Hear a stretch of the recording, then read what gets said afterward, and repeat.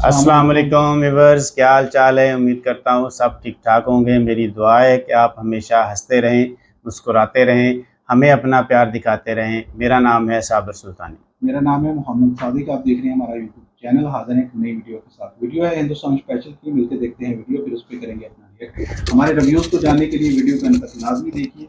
अगर आप हमारे चैनल पे नए हैं, चैनल को लाइक कीजिए, सब्सक्राइब कीजिए और बेल आइकन प्रेस करना मत भूलिए। बढ़ते हैं वीडियो की जाए।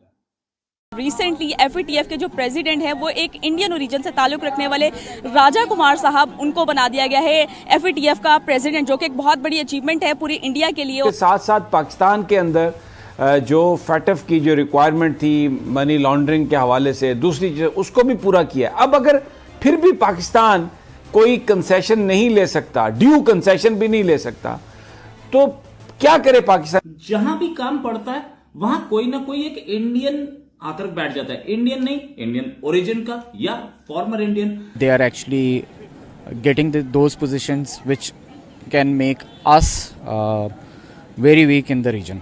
और बेहद काबिल आदमी हो। पाकिस्तान को एज अ टेररिस्ट कौम की तरह क्यों देखा जाता है? आप जो भी कहें, कुछ ना कुछ इससे ज्यादा हमें करना पड़ेगा। और साथ साथ पाकिस्तान को भी बीच में जो है वो लाया गया कि जी पाकिस्तान में ट्रेनिंग के लिए गए थे। Then we say we are not terrorists. How can we say that? हम इन्वॉल्व किसी ना किसी तरीके से तो रहे हैं रीजन में, और ये एक कड़वा सच है। इन तंजीमों के साथ इनका पता लगा है कि इनका राब्ता था, इनका कनेक्शन था, वो पाकिस्तान बेस्ड हैं। ठीक है, तो अब जाके इन्वेस्टिगेशन होगा और फिर भुगते आखिर एक ना एक दिन वैसे ही भुगतना पड़ेगा।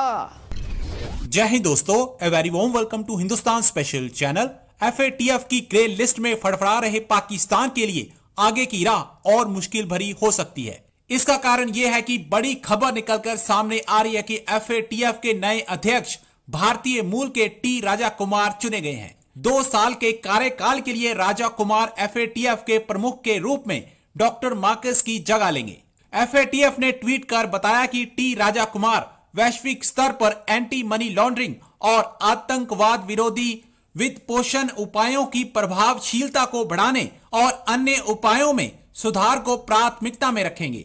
आपको पता ही है दोस्तों, पाकिस्तान अभी भी आतंकी कार्रवाइयों से बाज नहीं आ रहा। अब भारतीय मूल के राजा कुमार के एफएटीएफ के नए प्रमुख के रूप में आने से पाकिस्तान की चिंताएं और बढ़ सकती हैं।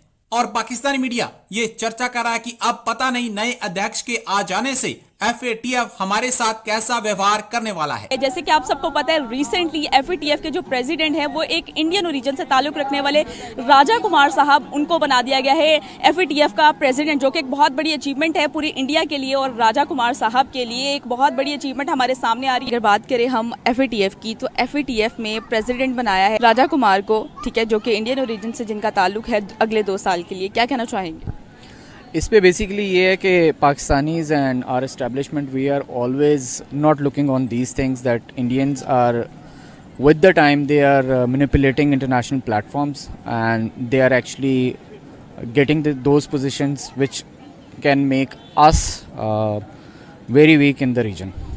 सर, इस तरह की बहुत सी एग्जांपल्स हमारे सामने हैं। चाहे हम कमला हैरिस की एग्जांपल ले लें, जो कि प्रेसिडेंट हैं अमेरिका की, ठीक है, उसके अलावा और भी इस तरह की बहुत सी एग्जांपल्स हैं। बड़ी बड़ी पोस्ट पे हम इंडियंस को देखते हैं एफएटीएफ में, और देख लें कि इंडियंस जो हैं और भी बहुत से मतलब बड़े बड़े ओहदों पे बैठे हुए हैं। और अब ये खबर आ जाना, राजा कुमार जो हैं इंडियन हैं और वो अगले 2 साल के लिए प्रेसिडेंट बन गए हैं। क्या कहना चाहेंगे आप? Basically FATF is an hot issue for Pakistanis from last few years. That's why we are looking at it. Otherwise, if you look overall, Indians, they are everywhere. And what they have invested in last 30 odd years in their human resource, which they actually somehow managed to send in Europe and America and all those. If you see in Silicon Valley, they are already there. So what we are doing over here is that we are focusing only on our local politics. ये बताइएगा कि पाकिस्तान को as a terrorist कौम की तरह क्यों देखा जाता है? History, we fought for other nations, and then we say, and in other countries, then we say we are not terrorists. How can we say that? We have to justify. We have to justify everywhere. Reason being that हम इसको देखना चाहें या ना देखना चाहें, हम involve किसी ना किसी तरीके से तो रहे हैं रीजन में, और ये एक कड़वा सच है। उसको अब ख़त्म करने के लिए establishment or politicians, they are working on it, but it'll take its time. Exactly sir, ये बताइएगा कि आप अप्रिशिएट करते हैं जिस तरह राजा कुमार जो कि FATF में प्रेसिडेंट बने हैं, आप इंडिया को अप्रिशिएट करते हैं? For regional peace and for the other countries in the region, China, Pakistan, Russia, and if we see this thing, I think it's going to play a negative role overall. So I can't appreciate that. Yes, we should have those positions. Yes, they are getting it because they've worked it out. But I can't appreciate that because they always have their own eye to look at Pakistan. साथ ये दो लोग जिन्होंने मारा है, जो कि दो मुस्लिम्स हैं और इन्होंने मारा है, और इनकी बाइक का नंबर भी जो है वो बताया जा रहा है 2611, और साथ साथ पाकिस्तान को भी बीच में जो है वो लाया गया कि जी पाकिस्तान में ट्रेनिंग के लिए गए थे। दो चीजें हैं, पहले आप माइंडसेट देखिए। कोई बंदा एडिशनल पैसे देता है, प्रीमियम देता है, ज्यादा पैसे देता है कि 2611 का नंबर, ये रैंडम नहीं था। 2611 उन्होंने अप्लाई करा। देखिए दो चीजें होती हैं, एक तो ये है कि आपके गाड़ी का नंबर निकला, उसका नंबर 2611 था, राइट, निकल जाता है नंबर, कोई बात नहीं, वो नंबर निकल गया 2611। एक तो ये बात है। दूसरी चीज है कि आप बोलें कि मुझे 2611 चाहिए, और मैं आपको, क्योंकि हमारी अथॉरिटी में ऐसा होता है, जो ट्रांसपोर्ट अथॉरिटी होती है, RTO होता है, वहां पे कुछ नंबर्स होते हैं, VIP नंबर्स, उसके लिए अगर आप ज्यादा पैसा, आई थिंक पाकिस्तान में भी होता होगा, कई जगह होता है, अगर आपको हाँ तो खास आपको नंबर चाहिए तो आप ज्यादा पैसे दीजिए, फिर आपको नंबर मिलता है। तो उन्होंने पैसे दिए 2611 उनकी बाइक का नंबर था, उन्होंने जश्न मनाया, इतने हिंदुस्तानी मर गए, उसमें अमेरिकन भी थे, उसमें यहूदी भी थे, उसमें सब कुछ थे। इनका हीरो जिन्होंने कत्ल करा, इनका हीरो अजमल कसाब है। आप समझ रहे हैं अर्जु जी, पहली चीज। दूसरी चीज, जिन तंजीमों के साथ इनका पता लगा है कि इनका राब्ता था, इनका कनेक्शन था, वो पाकिस्तान बेस्ड हैं, ठीक है। तो अब जाके इन्वेस्टिगेशन होगा, NIA देख रहा है, NIA के हाथ में इन्वेस्टिगेशन है, नेशनल, हमारी जो प्रीमियर इन्वेस्टिगेशन एजेंसी है इंडिया की, NIA इसको देखेगी, और NIA फिर इसको आगे अंजाम तक ले जाएगी कि इसमें क्या करना है, किस तरीके से करना है। पाकिस्तान की किस्मत ही खराब है, जहां भी काम पड़ता है वहां कोई ना कोई एक इंडियन आकर बैठ जाता है। इंडियन नहीं, इंडियन ओरिजिन का या फॉर्मर इंडियन। पहले IMF से काम पड़ा तो वहां पर डेप्यूटी मैनेजिंग डायरेक्टर बन के पहुंच गई अपनी गीता गोपीनाथ। हालांकि वो इंडियन नहीं है, लेकिन नेशनैलिटी उनके पास अमेरिका की है, लेकिन इंडियन है, इंडिया में पैदा हुई है, इंडिया में पढ़ी लिखी है, इंडिया में सब कुछ है, रहा, पेरेंट्स उनके अब भी इंडियन है। दूसरे FATF से काम पड़ा तो वहां पर जाकर के बैठ गए राजा कुमार। अब पाकिस्तान क्या करे? पाकिस्तानी जर्नलिस्ट, पाकिस्तानी लोग, सबको कहीं ना कहीं तो दिख रहा है कि हर जगह जहां आप पहुंचेंगे, जहां पर उंगली डालेंगे, वहीं पर एक इंडियन बैठा मिलेगा। तो ये किस्मत खराब होने का नुकसान क्या? नुकसान कोई नहीं है, क्योंकि ये लोग अपने अपने कंट्रीज के लिए लॉयल हैं, अपने अपने कंट्रीज के, और बड़े प्रोफेशनल लोग हैं, तभी उनको चीफ बनाया गया।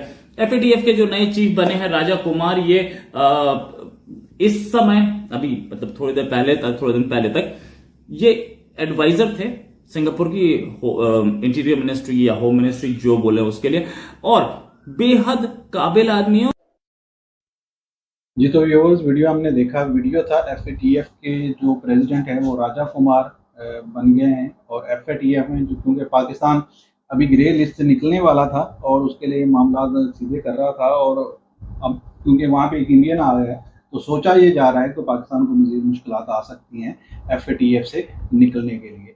तो लेकिन मुझे लगता है कि ऐसा नहीं होगा, क्योंकि पाकिस्तान ने जो उनके सारे मामला हैं वो पूरे कर दिए हैं, और उन्होंने इस बात का अंदिया भी दे दिया है। अब सिर्फ ग्राउंड रियलिटी पे चेक करेंगे पाकिस्तान में आके, क्या ऐसे मामला हो रहे हैं या नहीं, पाकिस्तान टेरर फंडिंग कर रहा है या नहीं, पाकिस्तान में कुछ दहशतगर्दी तंजीमें पल रही हैं या नहीं, तो फिर वो इसको पे रोक लगा सकते हैं। अदरवाइज बाकी सारी जो चीज़ें, वो कार्रवाई वो हो चुकी है, जो ऑन द पेपर जो चीज़ें होनी थी वो हो चुकी हैं।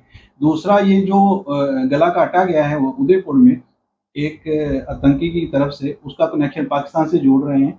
वो जो तंजीम है वो भारत में भी है, वो कई और देशों में भी है, वो पाकिस्तान में उस तरह से नहीं है, क्योंकि जो पाकिस्तान में उसका आना उस तंजीम से ट्रेनिंग या इस तरह की चीज़ें लेने के लिए नहीं, वो किसी दूसरे पर्पस के लिए था, क्योंकि उसका ताल्लुक मुस्लिम कम्युनिटी से है और मुस्लिम कम्युनिटी के जो मामला हैं वो चलते रहते हैं। पाकिस्तान में अगर किसी भारतीय ने सफ़र कर लिया तो उसका ये ज़रूरी नहीं है कि वो यहाँ से एक सफ़र में ही दहशतगर्दी की ट्रेनिंग ले गया।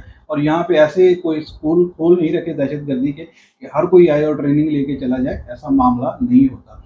यहाँ अगर कोई दहशतगर्दी की तंजीमें हैं वो खुद के अपने ही लोग होते हैं जिनको वो टेररिस्ट बनाकर दूसरे लोगों को जगहों पे भेजते हैं, और ये दाइश के साथ इनका ताल्लुक निकलेगा, ये ज़रूरी यकीनी बात है। और दाइश पाकिस्तान में उतना नहीं है जितना कि इंडिया में है और दूसरे मुल्कों में ये तंजीम फैल रही है। तो इस तरफ से इनको गौर करना चाहिए, और उसको पकड़ा हुआ है, वो सारी चीज़ें कबूल भी करेगा, उससे चीज़ें कभी सामने भी आ जाएंगी।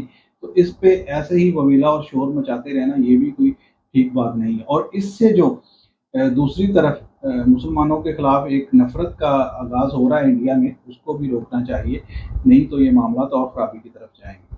बिल्कुल जी, ये देखें कि बिल्कुल हम उसको अप्रिशिएट करते हैं कि इंडिया का जो है राजा कुमार वो FATF के जो है ना वो सदर बन गए, लीडर बन गए। तो इसके ऊपर जो है ना पाकिस्तान को इससे परेशानी नहीं होनी चाहिए। इसके ज़्यादा प्रेशर जो है उन्हीं के ऊपर चला जाएगा कि उनको अब फैसला करना है कि अब उन्होंने सारी जो है मामला देखने, पूरी दुनिया की नज़रें उनके ऊपर होती हैं। उन्होंने जो उनके फैसले आते हैं उन्होंने जिस रिक्वायरमेंट के ऊपर देखनी होती हैं, जितनी उनकी रिक्वायरमेंट्स थी पाकिस्तान तो वो पहले उनके आने से पहले ही जो पूरी कर चुके हैं। अब तो उन्होंने ये फैसला करना है कि ऐसा कोई किसी किस्म का जो जितने इन्होंने मामला किए हैं उसके ऊपर जो इन्होंने काबू पाया है, क्या वो दोबारा से तो चीज़ें सर नहीं उठा रही, उसके ऊपर उन्होंने फैसला ही करना है। उन्होंने तो साइन करना, नीचे वाली टीम में सारा कुछ करना होता है। तो बिल्कुल जी, जो जिस काबिल होता है वो उसको उसके मुताबिक जो है ना वो अहदा मिल जाता है। बिल्कुल इस चीज़ को अप्रिशिएट करना चाहिए। ये कहना चाहिए कि पाकिस्तान जो है ना इस चीज़ से परेशान, पाकिस्तान को इससे कोई परेशानी नहीं। ये तो पहले थोड़ी है इंडियन जो किसी भी इदारे में गए हैं और वहाँ पे सरबराह बन गए हैं। बहुत सारे इदारों में इंडियन सरबराह हैं, तो उनसे उससे पाकिस्तान को कोई परेशानी हुई नहीं हुई, किसी किस्म की भी नहीं हुई। क्यों? क्योंकि वो अपनी अलग चीज़ें हैं, वो इंडिया से थे, वो बाहर कंट्री में गए, वहाँ पे पढ़े लिखे, वहाँ से उन्होंने जो है ना वो अपना जो है ना मकाम बनाया, किसी भी फील्ड में जाके उन्होंने बनाया। अब वो इंडियन रीजन्स हैं, इसलिए इसके लिए कॉन्ग्रेचुलेशन इंडिया के लिए। और ये परेशानी का बायस बनेगा तो ऐसी कोई बात नहीं है, क्योंकि कोई भी कंट्री है उसके ऊपर जो एक लॉ बने हुए हैं, कानून बने हुए हैं, अगर उसके ऊपर वो पूरा उतरेंगे तो वो वाइट लिस्ट में आ जाएंगे, अगर पूरा नहीं उतरेंगे तो फिर दोबारा ग्रे लिस्ट में रह जाएंगे। तो इसलिए ये इस चीज़ को इस तरफ लेके आना और ये कहना कि ये अब देखें ये जो वाक़या हुआ है वहाँ पे उदयपुर का, और उसको भी पाकिस्तान के साथ जोड़ा जा रहा है, और इस सिर्फ इसलिए कि वो ग्रे लिस्ट से निकलने वाला है। तो ये सारी चीज़ें जो हैं ये प्लांटेड लगती हैं, और ये सारा जो है ना दाइश के ज़रिए करवाया गया है। और इसके पीछे जब तहकीकात होंगी तो इसके पीछे से कौन निकलेगा ये आने वाला वक्त ही बताएगा। लेकिन वो जोड़ते सिर्फ पाकिस्तान की तरफ जोड़ देते हैं। ये देखें ये सारी कर रही हैं।